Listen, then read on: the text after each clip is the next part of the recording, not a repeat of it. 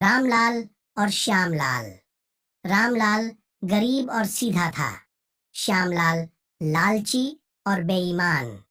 एक बार रामलाल को परदेश जाना पड़ा। वह अपना सारा कीमती सामान श्यामलाल के पास रखवा गया ताकि सुरक्षित रहे। वर्ष भर बाद वह वापस आया। अरे भाई श्यामलाल, मेरा सामान मुझे दे दो जो साल भर पहले दे गया था। क्या कह रहे हो भाई? तुमने यहाँ कोई सामान नहीं दिया था। ठीक है, अब भी अगर तुम मेरा सामान वापस नहीं करते तो मैं दीवान जी के पास जाता हूँ। अब वही इंसाफ करेंगे। रामलाल ने उसकी बड़ी मिन्नत की, मगर वह नहीं पसीजा।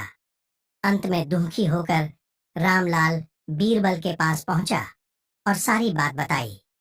बीरबल ने पूरी बात सुनकर कहा, तुम 2 दिन बाद जाकर अपना सामान मांगना और न देने पर उसे धमकाना। वहाँ दीवान जी के पास जा रहा हूँ। रामलाल बेचारा अपने घर चला गया। इधर बीरबल ने दूसरे दिन श्यामलाल को बुलवाया। उसकी अच्छी आवभगत की, फिर कहा, श्यामलाल जी, जहां पनाह एक नई अदालत खुलवाना चाहते हैं जहां हिंदुओं के मुकदमे सुने जाए।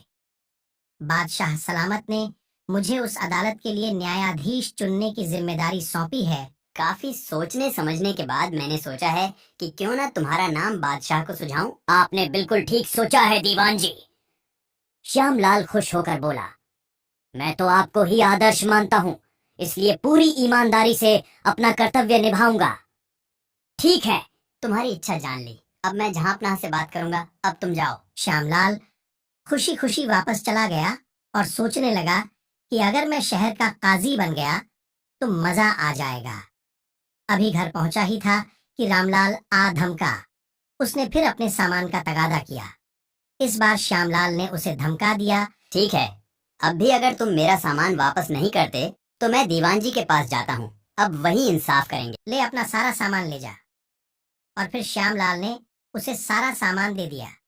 दरअसल श्यामलाल के मन में यह बात बैठ गई थी कि अगर रामलाल ने बीरबल से शिकायत कर दी तो मुझे काजी का पद मिलने से पहले ही छिन जाएगा। कुछ दिनों तक वह बीरबल के बुलावे का इंतजार करता रहा, मगर जब बुलावा नहीं आया तो उसने खुद ही जाकर पूछा, मैं कब न्यायाधीश बनूंगा? बीरबल बोले, किसी बेईमान को न्यायाधीश बनाने से अच्छा है कि न्यायालय खोला ही न जाए। दोस्त के साथ बेईमानी करने वाला बेईमान कतई काजी नहीं बन